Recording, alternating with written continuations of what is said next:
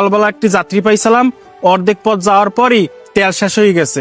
আমার এমন পোড়া কপাল, যাত্রীরা আমার অর্ধেক ভাড়াও দেয় নাই। আর আমি কোনো জায়গায় তেল পাইতেছি না ভাই, কোনো পাম্পে তেল নাই। সারাদিন কিভাবে গাড়ি চালামো ভাই সেই চিন্তা করি। ভাই আমিও রাইড শেয়ার করি, আপনারা আগে দেখে আমি বুঝতে পারছি কোনো পাম্পে ভাই তেল নাই। আমার গাড়িটা আমি বাসায় রেখে আসছি, এখন নতুন কাজের সন্ধানে বেরোইছি।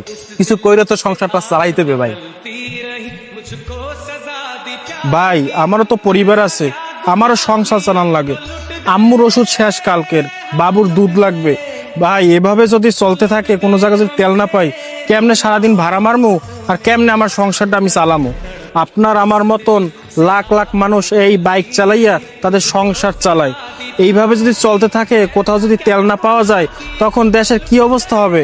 তখন তো আমাদের পেটেও ভাত জুটবে না। ভাই চিন্তা করেন না, রিজিকের মালিক আল্লাহ। আল্লাহ কোনো না কোনো একটা ব্যবস্থা করে দেবে। হ্যাঁ ভাই ঠিক বলছেন, সবকিছু